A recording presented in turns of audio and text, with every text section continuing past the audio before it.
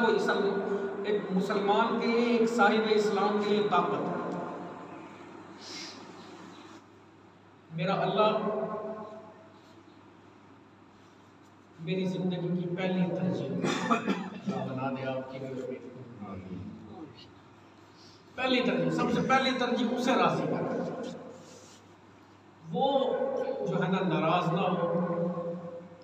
इंसानों को कोई नहीं है जी आज नाराज हो रहे हैं, कल राजी हो रहे हैं, कल राजी हो रहे हैं, आज नाराज हो रहे हैं। वो रब नाराज है, उसकी जो नाराजी है वो सबसे बड़ी चीज।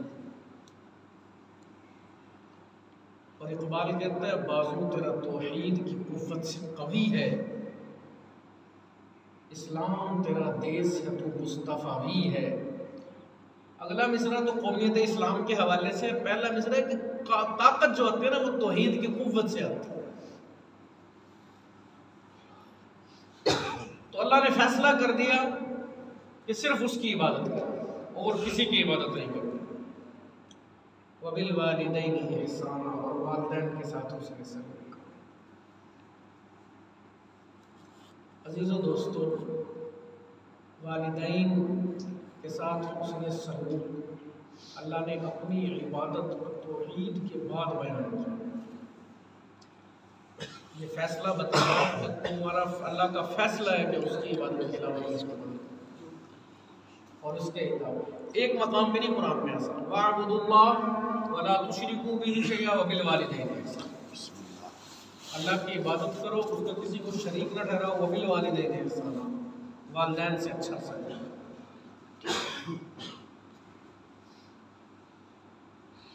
यहाँ तक अल्लाह अज़्ज़ा व जल्ल फरमाता है इम्मा यबलुगन्ना इंदकल किबर, जब वो बुढ़ापे में पहुंचे, अहदुहुमा औ किलाहुमा, उनमें से एक बुढ़ापे पे पहुंचे या दोनों पहुंचे। होता है ना जी, माँ फोत हो गई, बाप फोत हो गया, माँ, एक फोत हो गया, एक बाकी। अगर एक बाकी है, एक फोत हो जाए, या दोनों बाकी रहे, यबलुगन्ना, वो बुढ़ापे को पहुंचे, तो क्या करो, वख्फिद लहुमा जनाह ज़ुल्ली मिनर रहमती, उनके लिए आजिज़ी के बाजू बिछाओ, आजिज़ी के बाजू बिछाओ माँ बाप के लिए।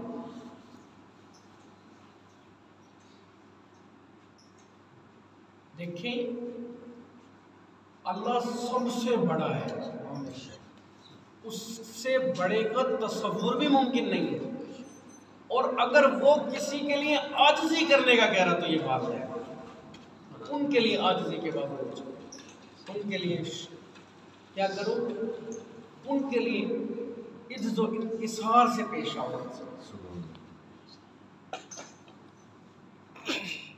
अज़ीज़ों दोस्तों, वालिद वालिदा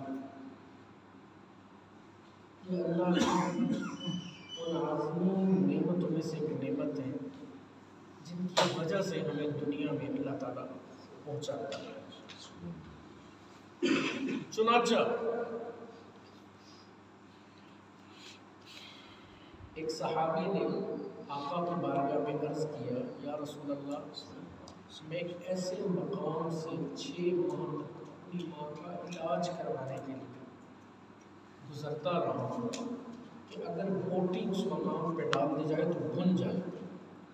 उस मकाम पे कंधे पे अपनी माँ को बिठा के मैं गुजरता हूँ, शदीद तरीन गर्म एरिया, और वहाँ जाके अपनी माँ का इलाज करवाता हूँ। तो क्या या रसूल अल्लाह, मैंने अपनी माँ का हक अदा कर दिया? आका सल्लल्लाहु अलैहि वसल्लम ने फरमाया, जो तेरी माँ ने तुझे पैदा करने में तकलीफ़ें उठाई, तूने किसी एक तकलीफ करने में हक अदा कर दिया, किसी एक तकलीफ कर। अच्छा ज़रा अंदाज़ा करें माँ बाप क्या चीज़ होती है।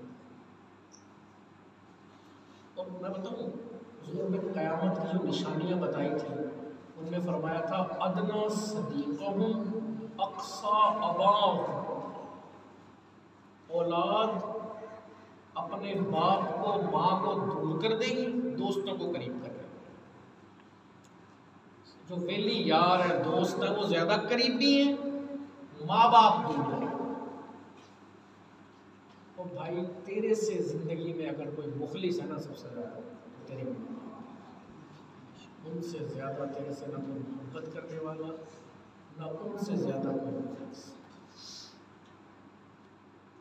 अगर वालिदैन के हुकूक अदा नहीं हो रहे, और एक और बताऊं, दुनिया का भी है, दीन का भी है। काश जिनके माँ बाप जिंदा हैं उनकी कदर करनी चाहिए। अजीज़ और दोस्तों, ऐसा भी होता है कि जैसे बहू आई, अब माँ आई, और वो जो बच्चे की बीवी है ना, उसमें तनाज़े शुरू, क्योंकि पहले बेटा सिर्फ माँ का था, अब वो बीवी का भी बन गया। तो इस सूरत में क्या होता है, बाज़ होता है, बल्कि एक तादाद में हमारे मुआशरे में ज़्यादती भी होती है। उस बहू के साथ भी बाज़ होता है, बाज़ होता नहीं, ज़्यादा तादाद में ज़्यादती नहीं होती। वो माँ से भी बाज़ औक़ात बर्दाश्त नहीं हो रहा होता, वो सारा जो बेटा सिर्फ माँ का था अब वो बीवी का भी हो गया। जो सारा टाइम उसने माँ को देना था, माँ के कदमों में बैठना था, अब वो डिवाइड हो गया, वो बीवी का भी बन गया। हकीकत है कई जगह ज़्यादती भी होती है। हमारे यहाँ कई वो कहते हैं कि भाई मैंने पहली रात ये औरत को पैगाम दिया अपनी कि मेरी करना खिदमत ना करना, मेरी माँ की करना। वैसे अलामती तौर पर जो कह दिया तो कोई हर्ज नहीं है, लेकिन कहने से ज़्यादा ना अल्फाज से ज़्यादा अमल असर रखता है। अगर तू खुद माँ का खिदमत गुजार होगा, तेरी बीवी खुद ब खुद हो जाए।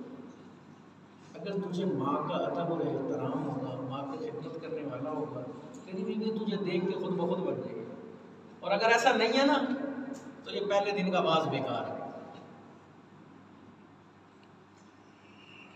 जी, होना क्या चाहिए? इस्लाम ने हुकूक दिए, माँ के हुकूक, बाप के हुकूक, बेटे के हुकूक, बीवी के फ़राइज़।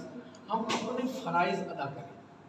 जो मेरा फ़र्ज़ माँ से रिलेट है, मैं उसे पूरी तरह अदा करूँ, पूरे दिल से। बुखारी शरीफ की हदीस है, कुछ लोग एक गार में फंस गए, कुछ लोग एक गार में फंस गए, फंसे ऐसे वो गार के अंदर चले गए, तो उसका बारिश हो रही थी बड़ी तेज़, तो उस गार के अंदर चले गए, एक बड़ा पत्थर आगे गिरा और गार बन गया। बुखारी के हदीस है। आका सल्लल्लाहु अलैहि वसल्लम फरमाते हैं कि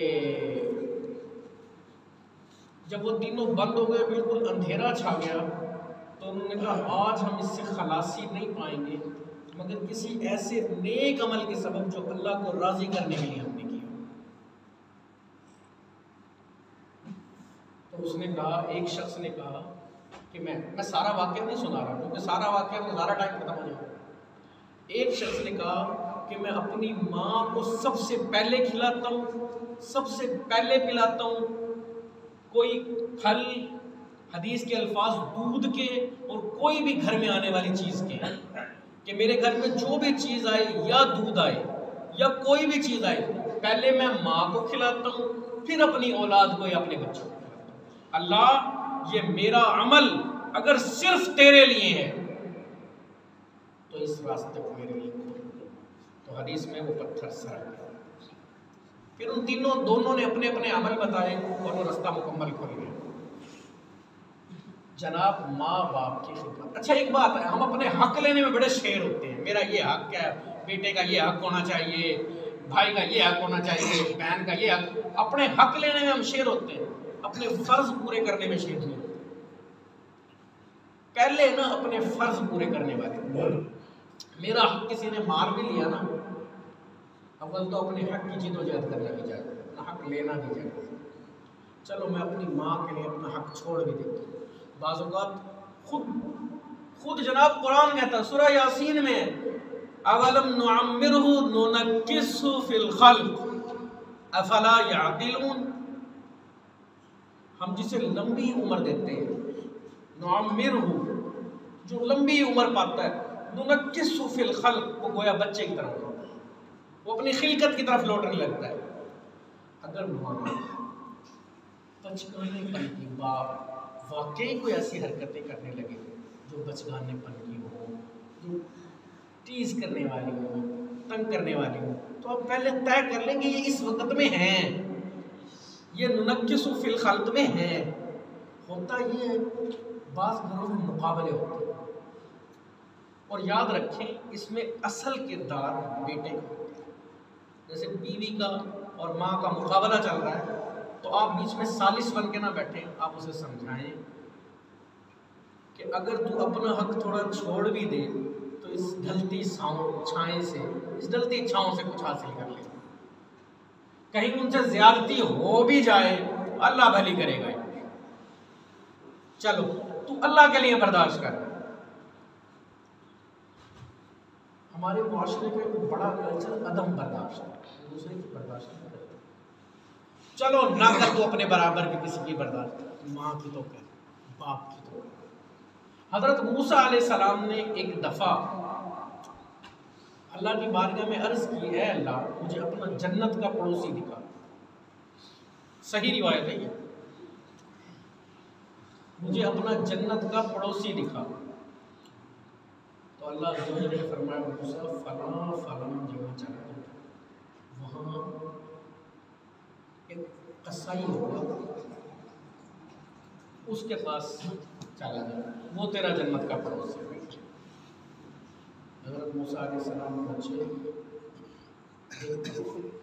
चौराहे पे उसके, लेकिन चोर इस अंदाज से पहले नहीं होते थे, लेकिन जाहिर है गलियों में भी तो चौराहे होते हैं जहाँ चारों तरफ रास्ते निकलते हैं। एक चौराहे में उसकी दुकान थी। ये दुकानों का तस्वुर आज से नहीं आया हुआ, इंसानी हिस्ट्री में लिखने वालों ने लिखा है तमद्दुन की आबियारी को 8000 साल पहले से, यानी 8000 साल पहले से दुकानों का तस्वुर आ गया। तो हज़रत मूसा अलैहिस्सलाम तो तकरीबन 5000 साल पहले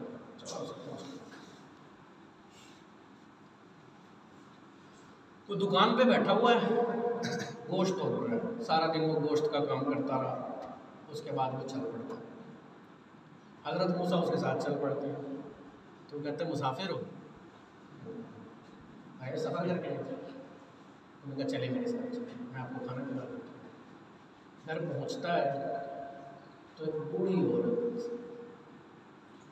जो है रफ़ाए हाजत की हालत में, यानी जो बड़ा पेशाब है वो कपड़ों में कर चुकी है, वो अपनी माँ को साफ करता है जिस तरह कर सकता है। देखिए बेटा माँ को किस तरह साफ कर सकता है, एक मखसूस एटिकेट्स के साथ, पानी डाल के करके पर्दे के अंदर, और कोई उसके साथ नहीं रहता। उसने पूछा हज़रत मूसा ने, उन्होंने कहा नहीं मेरा और मेरे साथ और कोई नहीं, मैं हूँ और मेरी माँ है, बस हम लोग। तो वो सारा करता है खिदमत माँ की, और फिर उस नाबीना माँ के सबसे फारिग होके, सारा दिन जो काम किया उससे फारिग होके, और ये सारी ड्यूटी निभा के खुद रोटी बनाता है, खाना बनाता है, और लुक़मा तोड़ के लगा के अपनी माँ के मुँह में डालता है। माँ पहला लुक़मा खाती है तो कहती है बेटा अल्लाह तुझे जन्नत में मूसा का पड़ोसी बना दे। ये माँ के दिल से दुआ निकलती है, अल्लाह तुझे जन्नत में इतना बड़ा मकाम दे के हमारे नबी का पड़ोसी बन जाए। ये माँ की आखिरी दुआ है। तो हज़रत मूसा अलैहिस्सलाम उस शख्स से पूछते हैं तो मुझे जानता है मैं कौन हूँ? उन्होंने कहा मैं ही मूसा हूँ और अल्लाह ने तुझे जन्नत में मेरा पड़ोसी बना दिया। इस माँ के दुआ अल्लाह ने कबूल किया। ये जो माएँ हैं, ये जो बाप, हमारे थोड़े से नौजवान जिसकी पूछे निकलने लगती है, थोड़ा सा नौजवान होता है, वो कहता है मैं अकले कुल्लू और मेरा बाप तो बाबा हो गया, उसे क्या पता।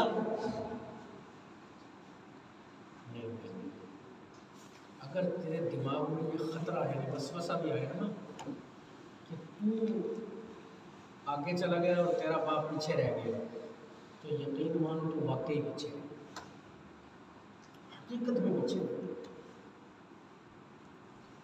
जो इन मुक़द्दस हस्तियों का अदब नहीं कर सकता, किसी का नहीं कर सकता। मैंने देखा है जदीद तालीम में जो है PhD तक चले जाएंगे, या मजहबी तालीम में जो मुफ्ती तक चले जाएंगे, बाज़ में साथ में बाज़ ऐसे तुम अपने आप को बड़ी शय समझना शुरू करें, फिर उनके लिए सारे नीच होते हैं, सारे हल्के होते हैं उनके साथ। याद रखिए, कायनात की सबसे अजीम हस्ती आका सल्लल्लाहु अलैहि वसल्लम 6 साल की उम्र है जब माँ से, और माँ को कितनी मोहब्बत से याद करते हैं। खुद कहते हैं अदबुल बिर वस्सिलत वर्रहम में इब्न जौज़ी ने लिखा है, अल्लामा इब्न जौज़ी बड़े अजीम मुहद्दिस हैं। कहते हैं काश मोहम्मद ईशा की नमाज के लिए हाथ बांध के खड़ा होता और मेरी माँ, मैं सूरतुल फातिहा पढ़ रहा होता और मेरी माँ आवाज़ लगाती या मोहम्मद आ, मैं नमाज तोड़ के अपनी माँ की बारगाह में हाजिर होता और कहता लब्बैक या उम्मी, ऐ मेरी माँ में हाजिर हो। आका सल्लल्लाहु अलैहि वसल्लम ने फरमाया माँ को देखना कबूल हज का सवाब। किसी ने कहा या रसूलल्लाह कोई 70 मरतबा देखे तो? एक मरतबा माँ को मोहब्बत से देखना, बाप को मोहब्बत से देखना, 70 मरतबा देख ले तो 70 हज का सवाब, और वो भी कबूल हज। तो आका ने फरमाया अल्लाह बड़ा पाक, मतलब ये कि अल्लाह के देने में कोई कमी नहीं, अल्लाह बड़ा पाक है, जितना मर्जी दे दे। वल्लाहु युदाइफु लिमन यशा, माँ को मोहब्बत से देखना भी इबादत है। आज के नौजवान फेसबुक, व्हाट्सएप और इस तरह की ऐप्स में लगे रहते हैं। मैं आपको मशवरा दे रहा हूँ, रोज़ आधा घंटा अपनी वालिदा के पैर तक, अपने बाप के पैर तक, अगर कोई नहीं दबवाते सर पे हाथ फेर लें, कुछ ना कुछ करें, उनकी खिदमत में हाजिर रहें। याद रखिए ऐसे बच्चों का भी सुनने में इत्तफाक हुआ, वो आपको खाना ही टाइम पे नहीं मिल रहा चाहिए। ऐसे बदबख्त बच्चों का भी सुनने का इत्तफाक हुआ, उन्हें पता ही नहीं, परवाह ही नहीं है, पहली तरजीह बाप या माँ थोड़ी है, औलाद है। सही क्या है? यही औलाद तेरे लिए, यही औलाद तेरे लिए बारिश से मुसीबत बनेगी अगर तूने अपने माँ बाप की खिदमत न की, भुगतनी पड़ जाएगी तुझे।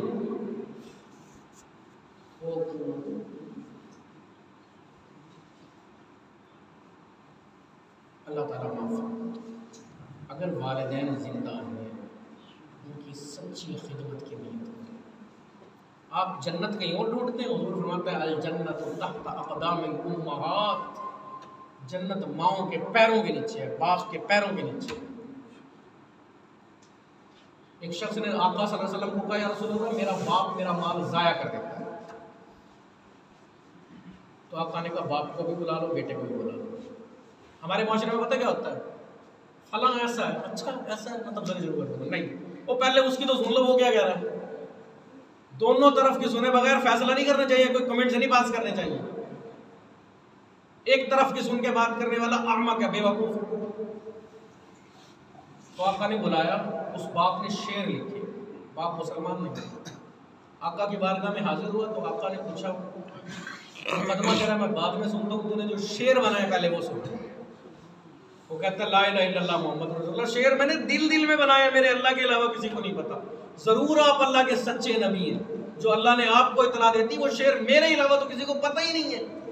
तो पहले मुझे कलमा पढ़ा दे, मुकदमा बाद में, ला इलाहा इल्लल्लाह मोहम्मद रसूलुल्लाह। वो शेर ये थे, अरबी के अशार का मफहूम ये है, क्या मेरे बेटे एक वक्त था तू कमज़ोर था, मैं ताकतवर था, मैं कमज़ोर होता चला गया, तू ताकतवर होता चला गया। अब तू बोलता है ना तो ऐसे बोलता है जैसे तू गुलाम के साथ, नौकर के साथ। जब तू बोलता है मेरा दिल छीलता चला जाता है। अब तू कहता है मैं तेरा माल ज़ाया करता हूँ, खुदा की कसम, यानी अपने बनाने वाले की कसम, मैंने कभी कुछ ज़ाया नहीं किया। और अगर छोड़ दे तू बाप मैं तेरा बाप, तू मेरा बेटा, तू मेरा बाप, मैं तेरा, सारी बातें छोड़ दे। मैं एक साहिब दिल इंसान हूँ, एक बूढ़ा हूँ, तू छोड़ दे सारी बातें, बस तू मेरा दिल ना दुखाया कर। तू, तेरी जबान जो है ना वो एक तराजू की तरह, एक कैंची की तरह जब काटती चली जाती है ना, और एक तराजू की तरह ऐसे तोलती है जैसे बाट तोल रहा हो, तो मेरा दिल फट के रह जाता है। तू इस तरह ना मेरे से बोला कर, इस तरह ना मेरे से कलाम किया कर। खुदा की कसम तेरा बोलना भी मुझे भारी गुजरता है जब तू गुलामों और नौकरों की तरह मुझसे बात करता है, नखरे चढ़ा के और तेवरी चढ़ा के, ये तेवरी चढ़ा के बात करना। उलमा ने लिखा हराम है माँ बाप से इस अंदाज से, इस तरह तेवरियाँ चढ़ा के बात करना। उफ उफ उफ, अरबी में उफ कहते हैं, ऊफ, जैसे हम कहते हैं ना, इसका मुतरादिफ अरबी में उफ है। कुरान ने कहा उफ उफ न कहना माँ बाप को, वला तनहरुमा, सख्ती से ना बोल लेना, वकुल्लहुमा, आका सल्लल्लाहु अलैहि वसल्लम ने उसे यूं पकड़ा गिरेबान से, खातिमुन नबिय्यीन, आखिरी नबी, नबी रहमत, बेटे को यूं पकड़ा और यूं से धक्का दिया और कहा अंता व मालुका ली अबीका, तेरा सारा माल और तू सब सिर्फ तेरे बाप का है और तुझे सिर्फ उसकी इताअत करनी चाहिए। ऐ अल्लाह अपनी लिस्ट में अच्छे इंसानों को शामिल।